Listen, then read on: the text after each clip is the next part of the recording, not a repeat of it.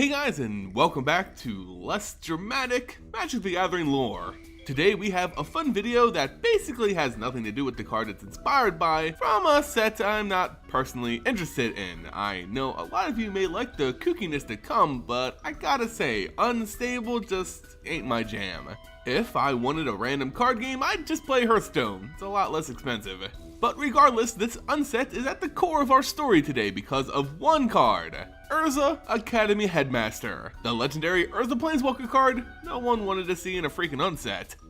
While fans are still clamoring to get a real Urza Planeswalker, we at least have this head scratcher to work from in terms of story. Get ready guys, because there's going to be a lot more noggin puns along the way. So let's get a head start. How did Urza come to lose his head? Well, I've done a ton of videos on or around the story of Urza that I can basically write this guy's fictional biography at this point. Still, here's a little refresher.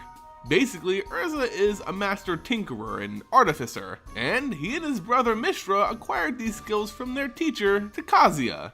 While learning how to dig up pretty things, the brothers came across the Mightstone and the Weakstone, ancient Thran artifacts of untold power that were closing a portal to Phyrexia. Oops. The brothers took these stones and, as siblings tend to do, became incredibly jealous of the other's new toy, coveting both of the stones for themselves. Neither wanted to share, so their old teacher tried to break things up and make peace. It didn't work. The brothers clashed in a fight, with their teacher getting between them. In classic fashion, the Might and Weak stones explode with power and the teacher is killed. The brothers mourned separately, but still a bitter rivalry persisted, and the stones were at the center of it all. Well, these boys Urza and Mishra just couldn't stop fighting, so they did the next logical thing. Created and led huge armies against one another in petty displays of arrogance. The plane of Dominaria had never seen anything like what became known as the Brothers' War, with Mishra seeking and becoming influenced by the Phyrexians, and Urza feeling the guilt of his past mistakes. The final showdown was completely unavoidable as Urza and Mishra again bumped heads. Again, an explosion would mean the end of the bout, but this time the casualty was Mishra and his army and all of Urza's army. But Mishra's the most important because he was more Phyrexian than man at this point. The explosion was so massive that it caused an ice age on Dominaria, and while it may have killed Mishra, the massive energy surged within Urza, igniting his spark and making him a Planeswalker, which back then was a pretty big deal. They were all-powerful, immortal, essentially gods. In this explosion, the Weakstone and Mightstone fused with Urza's very being, becoming his eyes, and making him more powerful in the process, like putting extra 1/1 counters on him.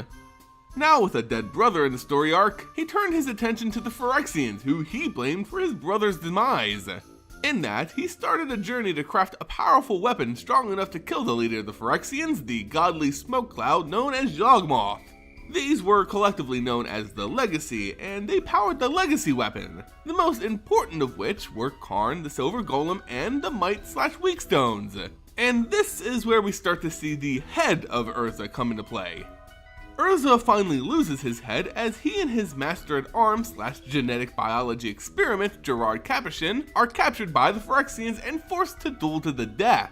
While both knew the plan, it really didn't make anyone else feel any better about it, and after a few rumbling rounds, Capuchin beheads Urza.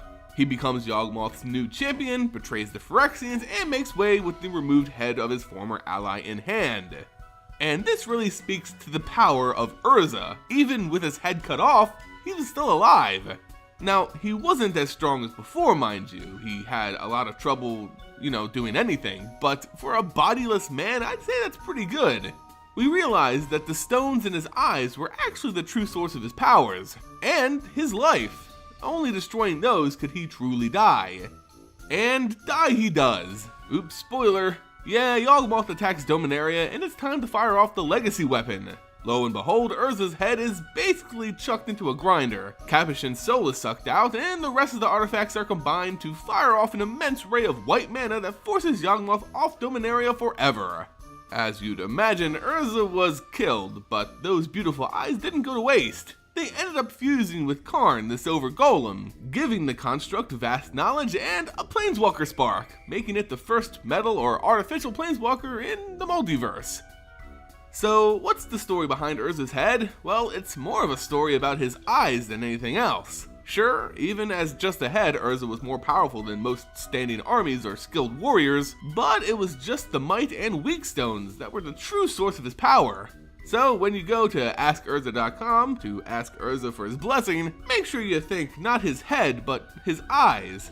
Because while his head is the vessel of his mind, the eyes were the gateway to his soul, which got transferred into a robot, so it's the story of the $1 Million Man.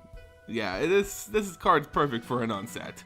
Anyway guys, that's the story of Urza's head. Let me know what you think about this cranial conundrum in the comments below. Like, share, and subscribe if you enjoyed, and as always, thank you so much for watching, and I'll catch you next time.